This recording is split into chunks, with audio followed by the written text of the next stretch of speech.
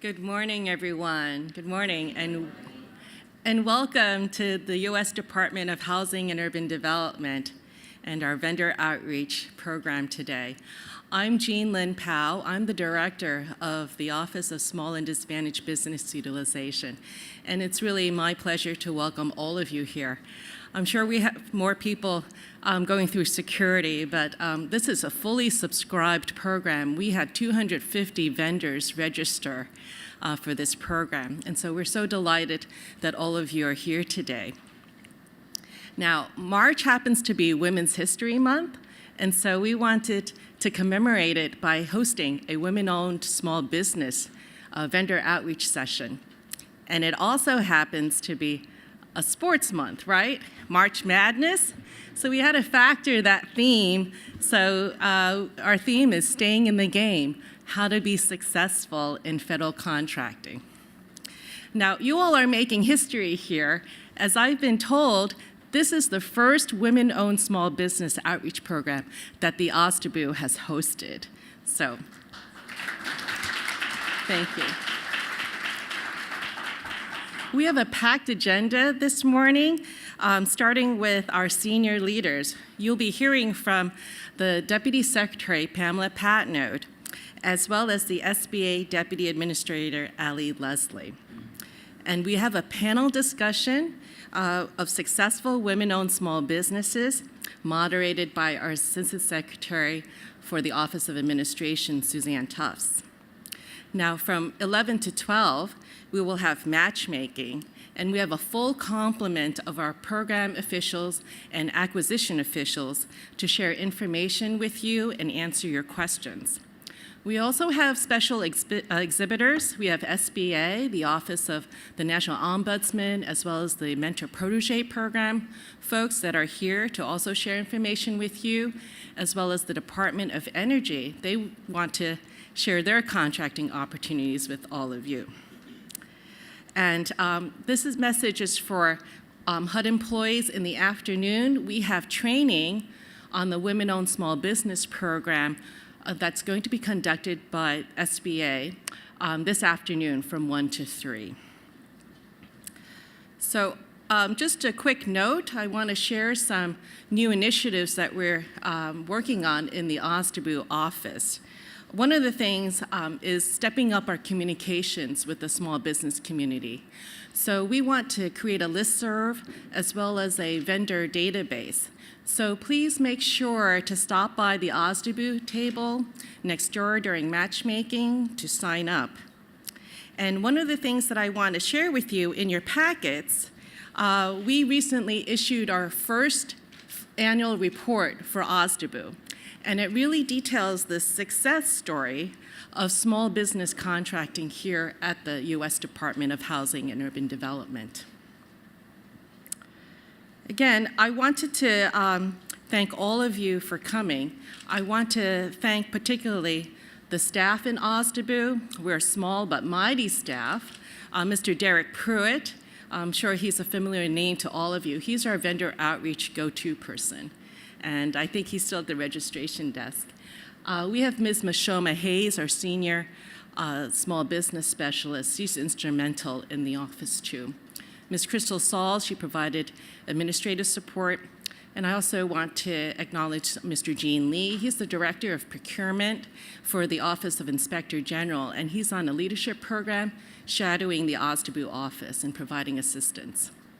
And I want to have a special shout out to my partners, Assistant Secretary Suzanne Tufts, as well as the Chief Procurement Officer, Keith Serber. They were instrumental in helping to plan this program.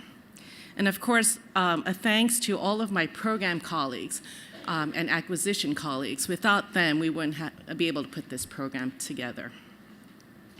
So now it's really my pleasure and honor to introduce Deputy Secretary Pam Patnode.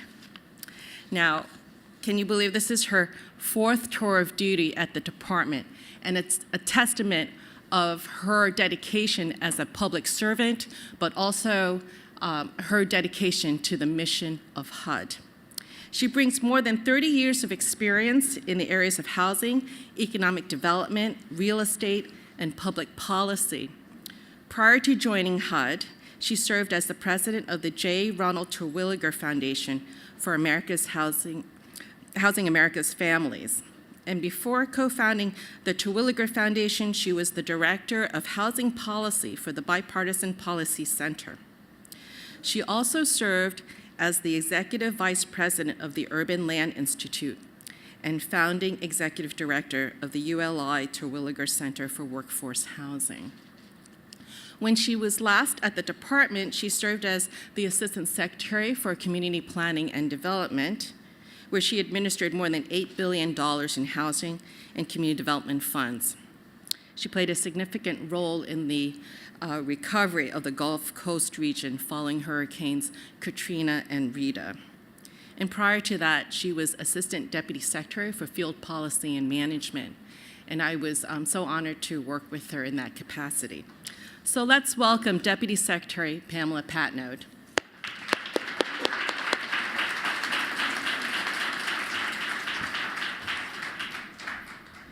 Thank you, Jean. I promise I'll shorten my bio for the next intro. I'm looking around the room and I see a lot of familiar faces from the last speed dating session that we had here, I guess late fall.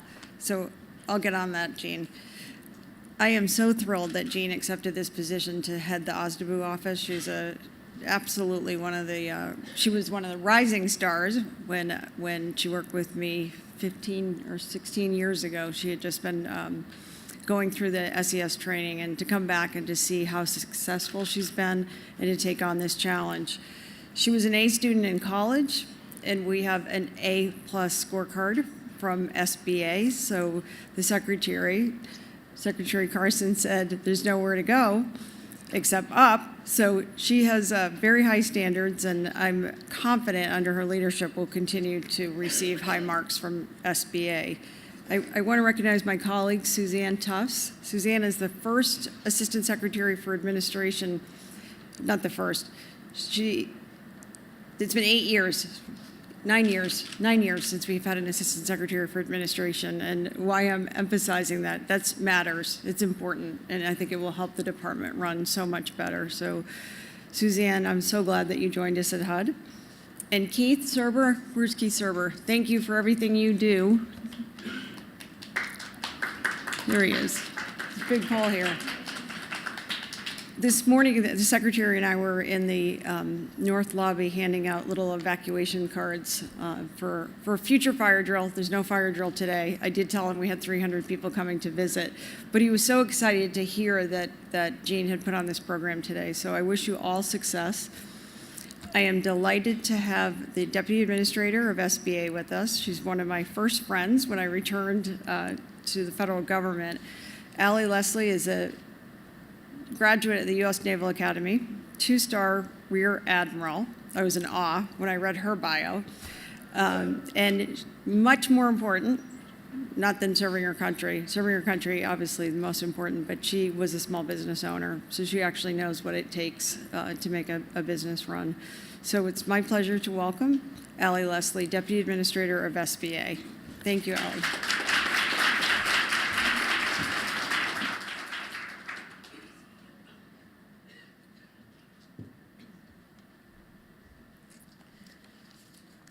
I'm going to mess up the notes here, so sorry about that. Good morning. Thank you, Deputy Secretary Patnode. As I've experienced through the last hurricane disaster season and the recovery efforts, the support and the coordination between HUD and the SBA has been just fantastic, and HUD is such a great partner. Thank you very much for that. I also want to say when I was first asked to speak here, this is my third Women's History Month engagement. My first one was back in 2010, and I was a Navy captain, and I was asked to speak to a Navy forum, and I thought my speech was pretty good then.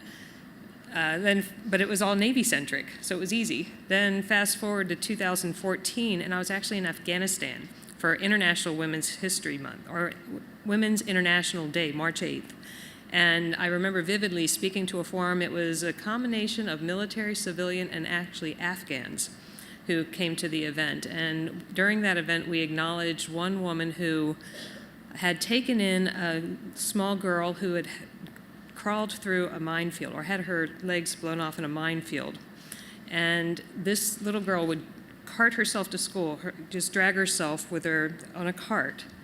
And the doctor adopted her, and by the time she showed up at this event, she was grown, she was educated, and she was actually a physician assistant. Just phenomenal courage and everything that women can do. It was just phenomenal to see and to experience that. So this is my third engagement, totally different focus. Because different role, but same drive. It's really exciting to be here, and I'm very thankful to have been asked. And I do want to foot stomp the A+ rating that HUD did get for their support of socioeconomic programs in their contracting program. Thank you for that, A+, and let's see another one this year.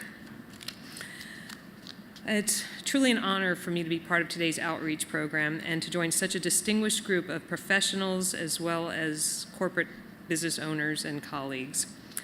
Thank you, Jean-Lynn Powell, for the director of the OSDBU here, for inviting me to speak with you today. I'd like to begin by highlighting March as National Women's History Month. First, I thought I would be talking about Deputy Secretary Patnode, because when you think about women's success stories and passion and achievement and everything that we believe in for Women's History Month, I knew enough of her background to think, oh, this would be easy. And then, coming from small business administration, I thought it would be best appropriate, or most appropriate, for me to talk about our own administrator. Women's History Month was established in 1987, and it's a celebration of women's contributions to history, culture, and society. So besides Deputy Secretary Patnode, who better for me to highlight than our own administrator, the Honorable Linda McMahon. Her inspiring journey began at a desk in her basement home. Starting from scratch, she persevered through many startup challenges to grow her business from a basement to what it is today. Over 800 employees who reach customers in 180 countries around the world. Now, when you think that there's only about 195 countries, that's pretty significant for the WWE. But she walked away from all that to serve. Through her successful entrepreneurship, she's truly made a mark in society and has set a model for all women entrepreneurs. So, who better to lead the Small Business Administration? Under her leadership, the SBA has made tremendous strides in moving women forward in business, but we do still have a ways to go. As an example, it's harder for women to get business loans, especially venture capital. And women are still underestimated in the workplace, even at the highest levels running their own companies.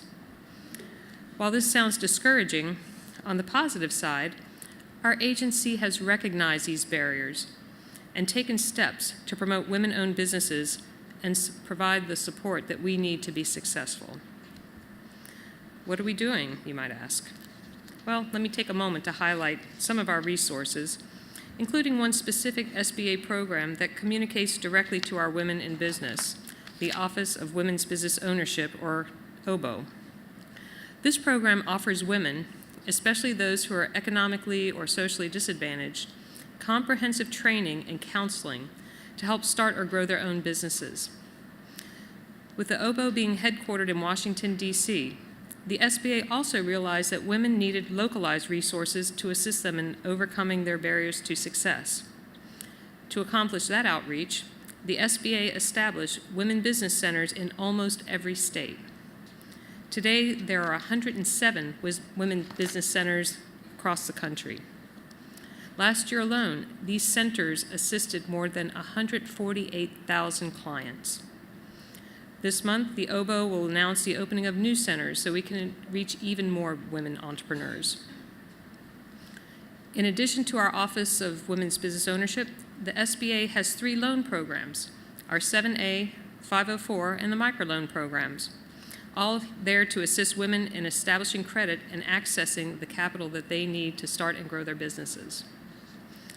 In fiscal year 2016, the SBA backed nearly 13,000 loans worth over $4 billion to women entrepreneurs, while SBA licensed intermediaries made nearly 2,100 microloans worth over $23 million to businesses that qualify with 51% or more women ownership. An area the SBA has focused on improving over the last 5 years, and one many of you will relate to, is helping women business owners get better access to federal government procurement opportunities. In 2011, the SBA implemented the Women-Owned Small Business WOSB federal contract program to ensure that women-owned small businesses have an equal opportunity to participate in federal contracting and to help attain federal government's goal of awarding at least 5% of its prime contract dollars to women-owned small businesses. Historically, businesses owned by women have been 20% less likely to win federal contracts than otherwise similar companies. But that changed in 2014 when the SBA noted an increase of 4.7% in federal contract dollars going to women-owned businesses. One Washington, D.C. area WOSB that is an example of that change is Premier Enterprise Solutions, LLC, PES, owned by Jacqueline Lopez. Jackie, are you here today?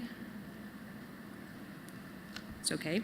Jackie was a recent graduate of our SBA's Emerging Leaders course, and she attributes her successful increase in employees and federal contracts to the knowledge she gained through the use of SBA's resources and programs.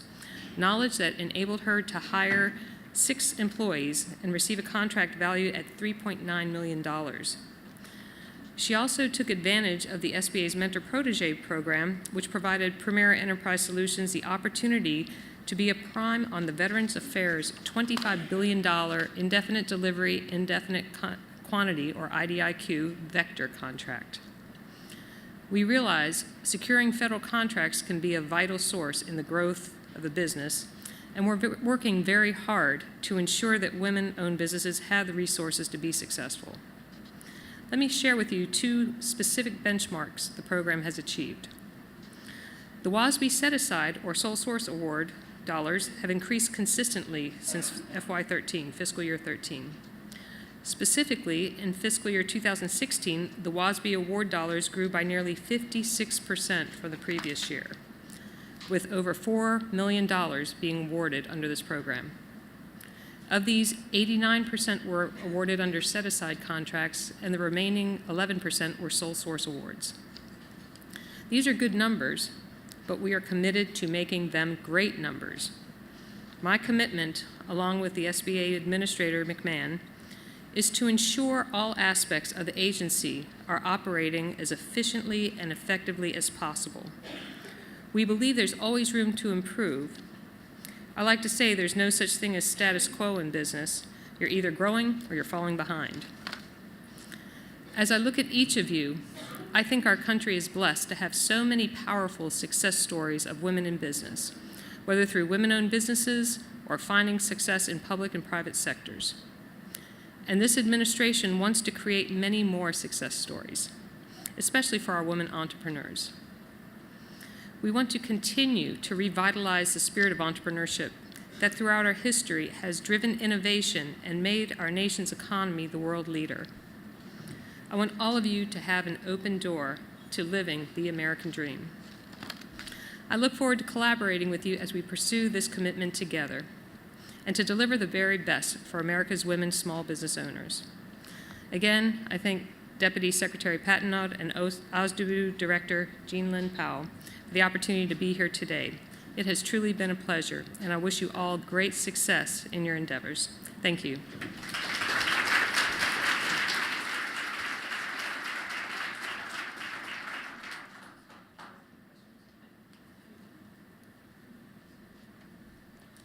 I just asked Jean Lynn if we had time for questions. Does anybody want to ask me? I know I open myself up when I give you this opportunity, but we'll take a couple of questions if you have anything burning. And if not, then I guess we do. Come to the microphone, please. Yeah, if you could please come to the microphone because we are taping and we want everybody to be able to hear it.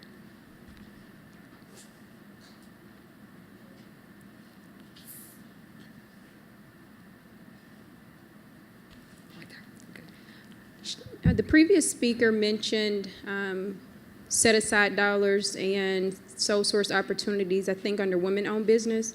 Could you elaborate on that? Yeah, there are opportunities within the federal contracting arena for contracting officers to have set-asides just for women-owned businesses, and in certain cases, they can sole source a contracting opportunity. Was the ceiling for sole source under women-owned business? I'm sorry, what's The ceiling or the limit for women-owned business sole source? I don't know off the top of my head because I have been away from contracts in a while. So I will defer to, does anybody know what the ceiling is for a sole, 4 million? Okay, it's the same as the other programs, 4 million. Okay, thank you so much. And right now that's 4 million total, including the options, correct? Yes. Yes. Thank you. Okay, one more. So, hi. Thank you for sharing the information. And you just mentioned that there are set aside for EDWOSB as well as WOSB.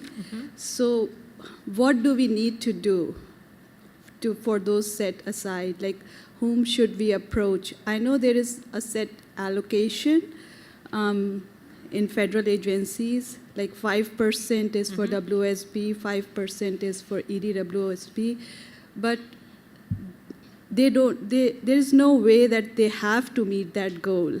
Well, they are mandated to meet that goal, but they are you're right. If they don't meet it, there is no real enforcement. However, we do have our procurement technical assistance centers, and they have our procurement representatives who are there to help the small businesses. So if you think that there's an opportunity for a women-owned set-aside, then I would strongly recommend you contact the district office, small business district office in your area, and let them know, because our responsibility is to work with those contracting activities to make them aware of these opportunities so that they can meet their goals. Because we encourage them and we try to provide every venue that we can so that they do meet these goals or exceed them. We don't want them to just meet them. We want them to blow them out of the water because the opportunities are out there. Sure. So I'm reaching out to you because I think you're mentioning about PTAC or PTAP. Right. So we have been trying to, we have reached out to them, but as you're saying, there is no mandatory law enforced, or there is nothing that they have to meet the goal. So how can we know that they have met the goal? Because this is just the beginning of the year, first quarter. And it seems like there is no interest in women-owned businesses. We have to get the 8A now, or you have to get the GSA or something or the other. So how should we, how can we reach out to SBA directly? Is there any office, employee or person who really helps like small business? Are you in this region? Are you in the Washington, D.C. area? Yes. We have a SBA district office at 409 3rd Street Southwest. Okay. They're on the second floor, and Antonio Das is a district director there. Okay. Thank you. You're welcome. And it is their job to help you find these opportunities. Hi, good morning. Thank you for coming here, and I think it's about time to just really empower women, because there are a lot of women in the different industries that are very talented and just can't get the business. One of the questions I have is, and I don't know if this is addressed to you or to Mr. Keith Serber or whoever else, is when you have set-asides for women-owned businesses, are they supposed to be included in the forecasting opportunities as well? Because if there are, because I just went through the whole forecasting opportunities for HUD, and there was none at all in the entire list that are set-asides for women-owned businesses, or is that something that would be in one of these forecasting, or is that something that we wouldn't know about it unless you're in the particular list? Okay. I can't speak for individual agencies, but each agency is given their goals at the beginning of the year by socioeconomic breakdown, and I would like to think that they should have some strategy for how they're going to achieve those goals, and that's what the OSDBU works on. All right, thank you. And Jean Lynn will speak for HUD. Thank you very much, SBA Deputy Administrator.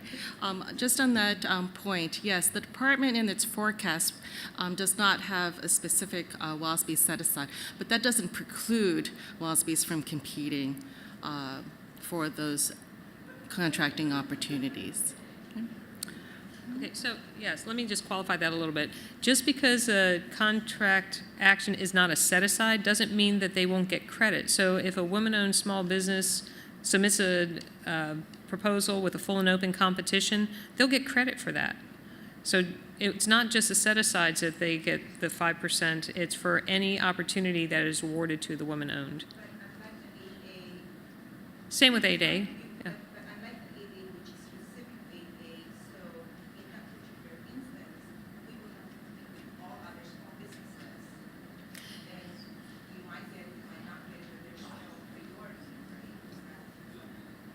Well, I would recommend very strongly for every business sitting here, take advantage of the matchmaking opportunity here and the networking opportunities here. And this is your group of fellow women-owned small businesses, small business owners, 8A business owners, and talk to each other.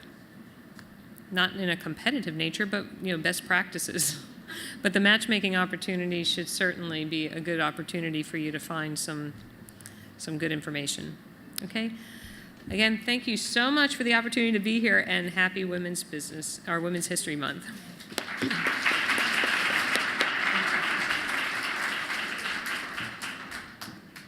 I wanted to thank Deputy Secretary Patnode and SBA Deputy Administrator Allie Leslie for those very inspiring remarks and information. Your questions are very good ones, and we'll take them under advisement. But again, we do encourage you all to participate in matchmaking and forming trusted partnerships.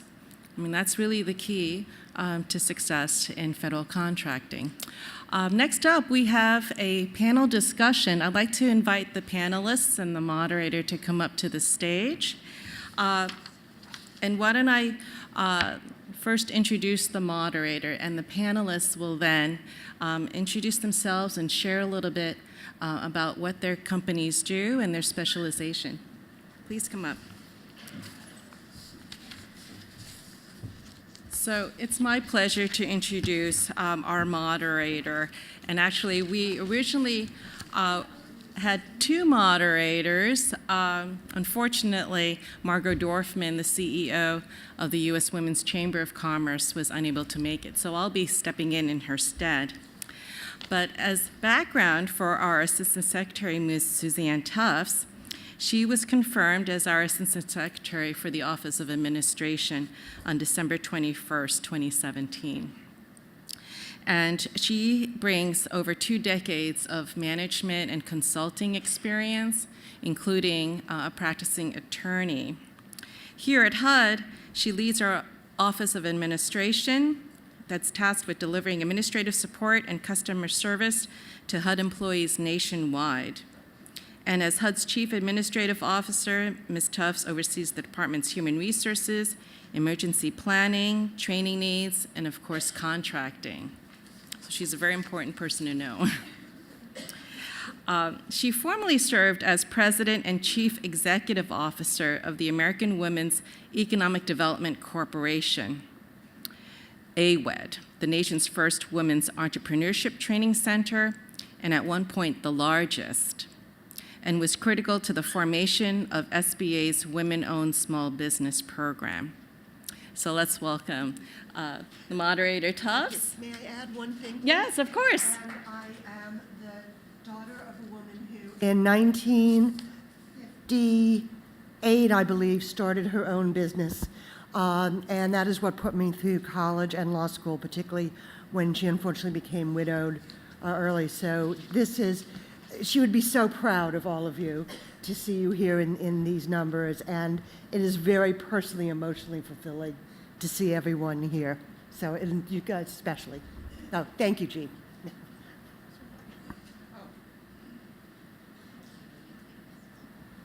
Good morning. My name is Stacia Alward. I am the CEO of Zellos. It's a small woman-owned business, and I am that woman who owns that business. You'll notice, possibly as I talk a little bit, that this is my first opportunity to be on a panel, and I'm thrilled to be here. I wanted to come today because HUD is our client. They've been our client since 2014. It's a privilege to work with them, and we did win, under our GSA schedule, a small women-owned business set-aside contract. We work with the Inspector General's office. We do program evaluations here, but we also do a lot of organizational development consulting and training in a lot of other organizations and a lot of other governments. And once again, we're thrilled to be here, and I'm glad you're here too. Thank you. Hi, my name is Sherry Huang. I'm the president and co-founder of Pyramid Systems. Pyramid Systems is a mature woman-owned small business, and I'm the one. We bring about 20 plus years of successfully supporting federal civilian agencies. What we did, our core competencies is software development, modernizations, and O&M, operations and maintenance support, using agile, DevOpsSec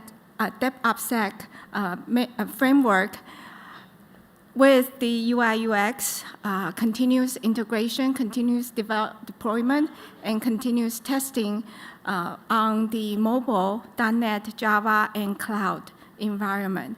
We also apply CMMI, ISO, and ITEL certified processes to ensure the quality of our work and to maintain our solutions.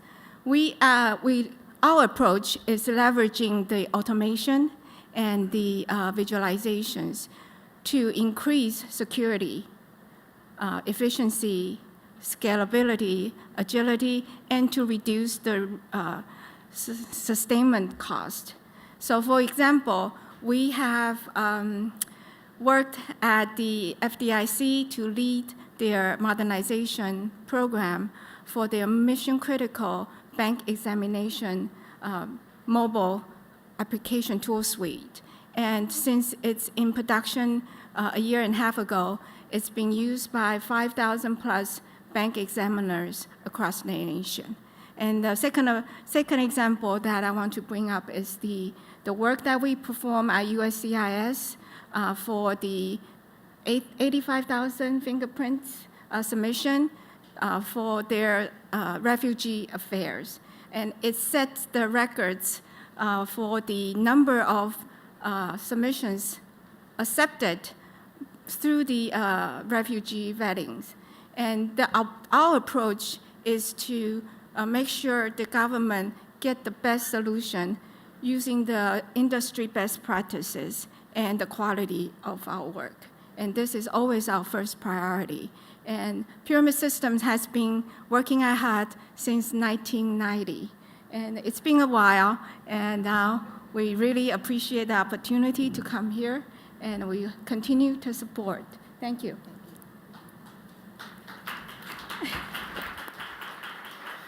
Good morning. My name is Dina Herbert, and I am co-founder of Thomas and Herbert Consulting.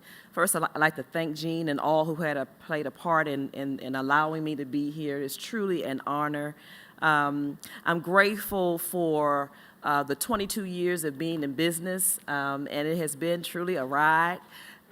With the federal space, the federal government has been our primary customer, and we're grateful to be able to be serving HUD for about 15 years. Now, we offer business transformation, systems development and integration, enterprise architecture, and program management support services, leveraging CMMI as well as ISO standards. We also have been afforded the opportunity to serve as a DoD as well as an SBA mentor within the MPP, Mentor Protege Program, where we're mentoring other small businesses, sharing lessons learned, strategizing on ways that we can work together to pursue business and deliver quality services. Truly believe in embracing partnerships and working collaboratively. I'm just glad to be here and sitting next to these wonderful women as well as you all, and look forward to meeting with you all soon. Good morning. Good morning. My name is Betsy Cerullo. I'm the CEO of AdNet AccountNet. We are a management consulting firm. Jean, thank you so much for allowing me to be on this esteemed panel. I'm really here because of my friend Stacia Alward, who is the prime. We are her sub here at HUD. So you will probably hear a lot of conversation today about partnership. My goal, obviously, in the federal space is building contracts, but a lot of them started as a sub. So I'm grateful for that opportunity. My background is in financial services, specifically the mortgage industry. That's really how I grew AdNet over 28 years. We are really a newbie in the federal space. So our management consulting work really blossomed beginning in 2009 when we entered in the federal space. Our work is to identify subject matter experts in the areas of finance, human resources, with a sweet spot in legal, especially EEOC. Our tagline is advocates for workplace excellence and equality. I stand by it, I live it, I breathe it, I sleep it. So aside from being a women-owned small business, we are 8A certified and a very proudly certified LGBT-owned business. So I'm here today to really work with these wonderful women and talk to you about how to open up opportunities, how to really look at the non-obvious that could be your biggest piece of gold in the federal space. It's a tough space to initially navigate, but once you're successfully in, you're really there to stay. So I appreciate the opportunity, and I look forward to meeting all of you later on. So thank you very much.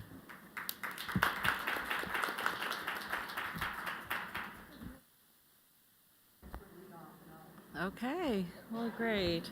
I want to thank all the panelists for participating today.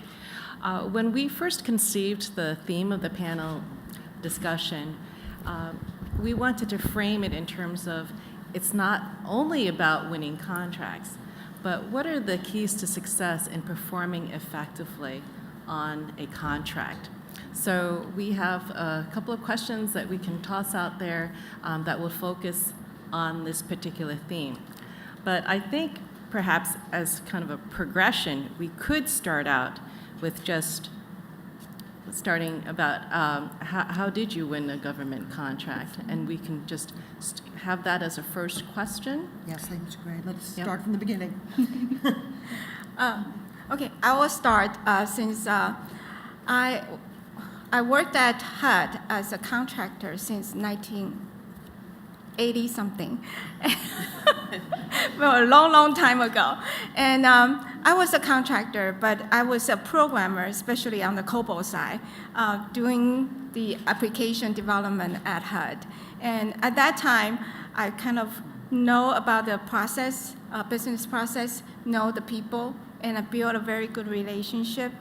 When my husband and I kind of like wants to have this business, we kind of talk to our clients and then see how kind of what kind of support that we will be able to get. And I got lucky that we started from a $125,000 purchase order for 4 hours a day to come to HUD support, to do some program management. And from there, I see the opportunity of knowing more people and understanding the needs. So from that, develop a good relationship and trusted relationship that gave me another 1-year sole source contract once I got the AA certified. So that is how I started. And I feel like if you know an agency and you have some type of relationship, you need to invest your time to work on that relationship and then make sure that what you have proposed is really to their benefits. And so I think the trusted relationship can go a long way. Thank you. I was just going to add to what was stated. Once you understand what their needs are and you have formalized that relationship, really have a clear understanding of what you bring to the relationship, what your strengths and weaknesses are. Partnering is critical. We're not jack of all trades. We all bring some niche capability. So understanding, first of all, your own value and what you bring that will benefit the agency, but then reaching out and building relationships with other partners, perhaps, that will allow you to put together the best solution for that customer. I would say to add on, secondly, understanding the agency also encompasses their culture, encompasses their acquisition strategy, encompasses their pain points. all-inclusive understanding of that agency, so that when we talk about solutioning and what's going to benefit them, it really takes into account key elements that are involved to any implementation of a process improvement or a systems development or a policy, related or training related programs. So just, have a more strategic view of it. Can I ask anyone here, did any of you come in under a prime first as a subprod and then build your knowledge out?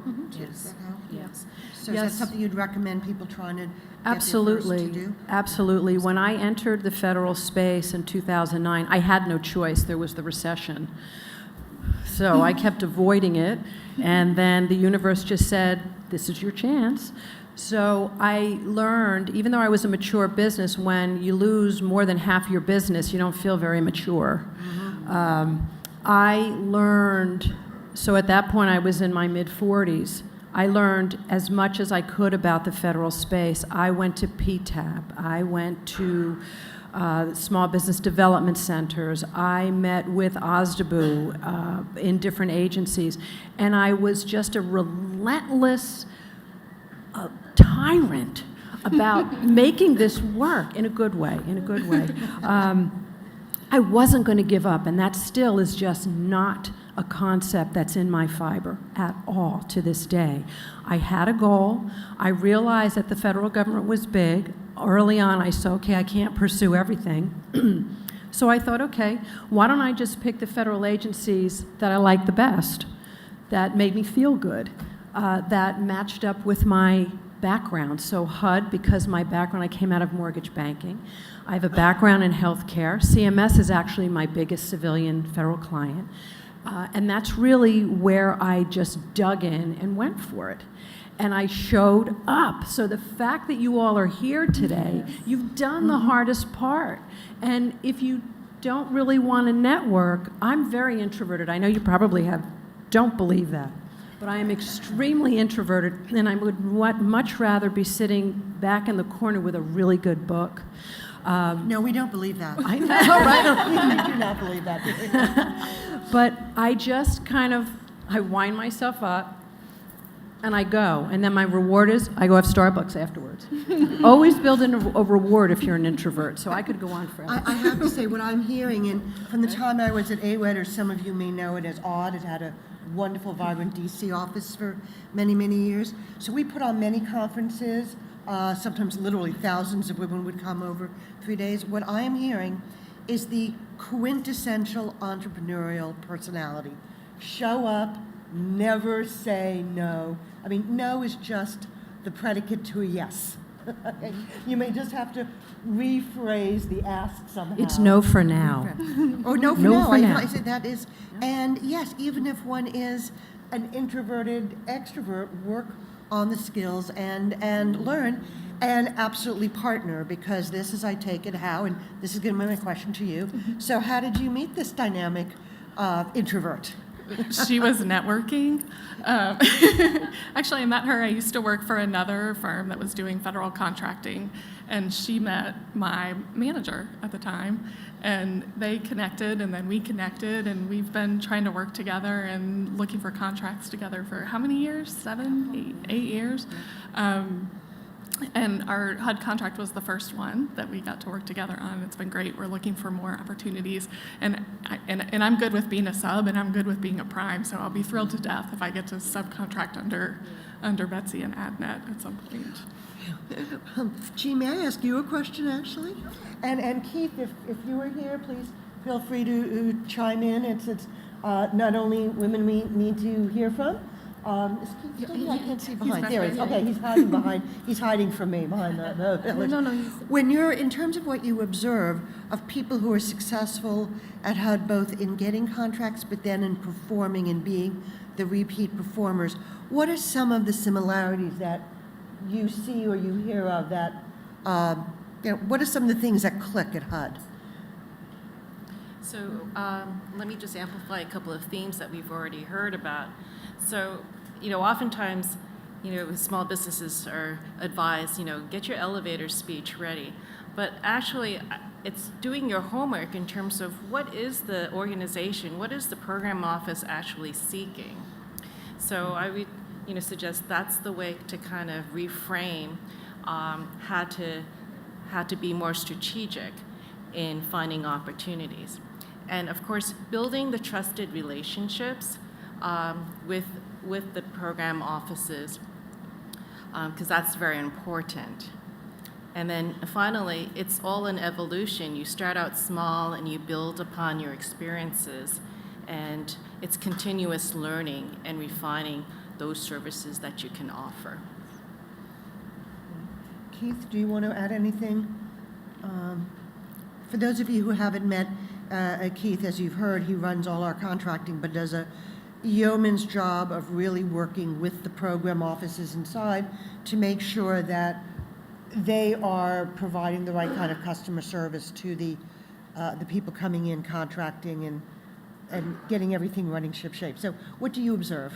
So I would agree with everything that y'all have said. It's about building those business relationships. There was a comment made earlier about the procurement forecast. Take a look at those forecasts, see what opportunities out there that might appeal to you. Reach out to the points of contact on there. Sometimes those points of contact don't get back to you as fast as you would like to. Obviously, the OSDBU is also there that you can reach out to. Also, for example, recently a vendor complained that their outreach hadn't been responded to, so they sent an email to me. I sent an email back to the program officer saying, look, guys, your names are on here. You got to reach out to these vendors and talk to them. So it's about working to identify those opportunities for you, building those relationships, and doing a really good job when you do get a contract. Your personal integrity, your business integrity is at stake. And so, that's probably the most important thing you can do, is do well, perform well under your contract, and there's a good chance you'll be invited back to repeat. Also, if I could just comment too earlier on the comment on the set asides. While there's no set asides unidentified on our procurement forecast, every action that we do goes through a robust market research, and we look for opportunities when we're preparing to go out and to look for opportunities to set aside, whether they're for woman-owned small business, service-disabled vets. Hub zones are a big priority for us. So even though you may not see them set aside on the procurement forecast, we actually do a thorough market research. And so again, that's why it's important for you to reach out and talk to people if you're interested in it, so we can identify those potential opportunities for set-asides for women-owned small business. That my last question on its head and give a little bit of background, which is, again, one thing I saw in my 8 years running AWED is, and I know I'm going to make a gross generalization here, but when things don't work well for a man in business, it's business, not personal. He shrugs it off, he takes the tax write-off, and he goes out, and next day. When things don't work well for women in business, it's like our business is our family. Our kid, we take it very, very personally. So having said that, I'm not going to put you all on the spot and say, everyone loves to talk about successes, but tell us about some mistakes, whether it's in getting a contract, keeping it, she doesn't like that face, I can see it. But let's open up and share so that people don't feel they have to be superwoman in order to stay in business. Let's get real here, okay?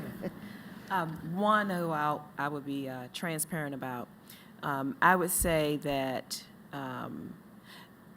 Thomas and Herbert, I think it was stated, we don't mind serving as a prime, and clearly the subcontracting is definitely an option. So what is going to work in the best interest of the client? When formalizing new relationships, you are advised to ask some questions that are not asked. We all are great salespeople. We can put our best foot forward. So questions about, what is the passion of that firm? Why are they even there? What's their motivation for delivering? Their business philosophy. We may think, okay, that's a waste of time. We got to go after this deal. But those are the things that come into play in the midnight hour when you're trying to pursue business and you're making decisions jointly and figure out then we're not on the same page. So putting the time into, I think we stated, to really date, it's really getting to know your partners. Get to know them, have lunch, ask some of the tough questions. What are they really good at? And then observe to see what they're really good at. And then make the tough decisions when that relationship may not be the best fit for you and that client relationship. So one of the mistakes that I made was taking too long to figure that out. And as a result, there were some things that had to be done to make sure that the client was not any longer impacted and that we can sever a business relationship amicable. Did everybody get that? Okay. Okay. Trying to be. That's a good one. And for me, I think our biggest mistake is not knowing the FAR well. You know, as a small business, we have our limited resources. But when you are in the federal government agencies and trying to work on federal government contracts, you really need to understand what do you sign up for. When you got the contract award, you really need to understand what is required by the contract. We are lucky, Pyramid has been lucky to be a prime throughout most of the 15 years. And what our biggest mistake is that we thought that we understand what is the term for fixed price contract. However, there are certain clauses that has different interpretation. And we learned it in the hard way, that it's not clear on the statement of work, and our team was not clear on how to pursue. And then we keep taking on the work, and ends up that we overrun the budget, but it's a fixed price contract. So what I mean is that you have to take it all. In order to keep our reputation, we have to invest. We have to turn the project around. And that's what our commitment is. But we learned a lot hard lessons. So I would suggest everybody that wants to get into the federal government contract place really need to understand what is the flaw. And then if you don't have the resources, I think you can go to SBA, or you can talk to your contract specialist. Be a good friend with your oversight managers and understand what is the need. And even with the firm fixed price contract, there is, sometimes if you bring up the situation early, it can be all resolved. So that is my, biggest mistake. But we gone through that and we overturn and keep our reputation. And with that, the customer liked it and they refer you to another friend. So that's how we keep growing. I would say yes and yes. I've made both of those mistakes too. I would say one ongoing challenge that I think could lead to big mistakes that I struggle with is communicating as much as I need to, not just with my team, but also with the client. I think there's a big risk in not understanding and not really taking into account the trade-offs you have to make in your projects, making assumptions about what your client needs because maybe you've been there or you think you've been there, and not communicating about that enough. It's a constant challenge to make sure that we stay on top of things so we don't miss deadlines or we don't deliver something that isn't what they wanted, that doesn't hit the mark. And so I would say communication, which I struggle with a lot. So I know I make mistakes on this, and actually my team lead on our HUD contract is here, so she's nodding over here. Yes, sometimes you do not communicate enough with us, but that's something I keep an eye on all the time. We had a heartbreaker back in 2016. I had been courting an RFP for about a year, and it was an 8A set aside. And at that time, I wasn't an 8A, and I had built this pretty spectacular team, met with the department, and really had a good background on what they needed. And we wrote a beautiful proposal. About the week it was released, I won my 8A certification, which, by the way, took me 3 times to get. That's another conversation. Again, never gave up. And we ended up losing. And it wasn't even on price. when the debrief came through and I saw some of the reasons, a lot of it was because the legal expert was the sub. And I was too afraid, a week having gotten my 8A certification, to blow up the team and say, I really think I need to be the prime. We had our signed agreements. I had an agreement in place, had a good relationship with the prime, and I didn't want to appear that I was being greedy. When I look back, even though the incumbent won, we had such an incredible team. We had such a beautiful proposal. I blew it. Not my team, I blew it. And when I got that letter that we didn't win, I felt like I let my employees down. So. And how did you all bounce back? What, was it someone on the outside? Was it someone, 'cause I don't want you to. It's always on the beating inside. yourself up. Yeah, it's always on the inside. So I think a lot of us that are entrepreneurs, we can tell you our success stories. And one may think, because I've certainly been in many audiences over the years, and I look up with big eyes like, wow. And then when you get in that spot where you're here on the panel, and I think about the nights I've cried, the nights I've told my wife, I'm sorry, but I won't be home until really late, the times I've told my kids and my grandkids, I need to pass on that this weekend because I have to write a proposal. Those are the things that break my heart. But when I go back and tell my employees that we lost and it was my fault, that to me is the biggest heartbreaker, because when you own a company, you have a responsibility to other people, to the employees, to people on your contracts for their livelihood, and I take that really seriously. So when I have messed it up, or I didn't break through my fear, and I've let them down, I have to really search deep within to heal quickly and bounce back. I always do. I've been in business for 28 years. I've been at this for a long time. I have incredible support systems and spiritual practices that just keep my heart and my soul empowered. But it doesn't mean I don't have those soulful cries when we lose. Thank you for sharing. Yeah. That really. Yeah. Can I? It's okay. Let me pick up. You said that you applied for 8A 3 times. So this links right into something that's been at the top of the Deputy Secretary in my mind, which is we and Keith sit on the President's Management Council.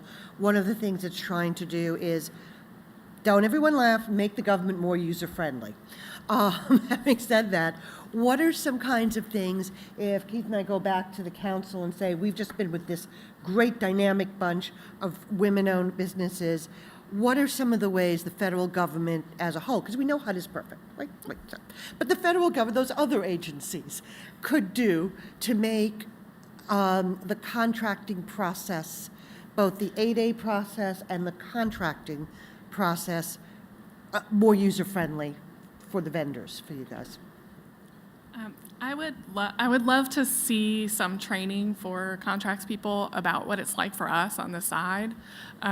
We do some work with our clients about customer journey. What it's like to walk in the shoes of the people who have to go through your processes. I'm lucky to get to work with a lot of people who have come out of the federal government. They've retired from the federal government or they've left the federal government. When they come out and they start working with us, they're like, oh my God, you have to do this? This is what you have to go through to be able to help us? This is crazy. So doing some customer journey or some training for the people who are in those seats to really understand what we have to go through, I think would be really, really helpful. Thank you for asking. Any ideas? You don't have to, I mean, we can take, some people may have suggestions. If that was a dud of a question, let's move right on. I think, I think it even goes in the corporate space. The sales cycle in the federal space is so long. But sales in general is a long cycle. Yeah. And I think that the federal government is for the brave and the patient. Because if you stay with it, you win. Again, never give up if that's what you want. But you can't just go in expecting, oh, here's the forecast, where's my contract? Don't happen that way. It doesn't happen. And I really have been in the presence of people where that conversation occurs, and I back and I think to myself, are they really serious? You have to do your homework and you have to be prepared because it is a marathon race to get to the end. But when you get to the end and when you get the win, it's worth it. You just have to stay with it and practice.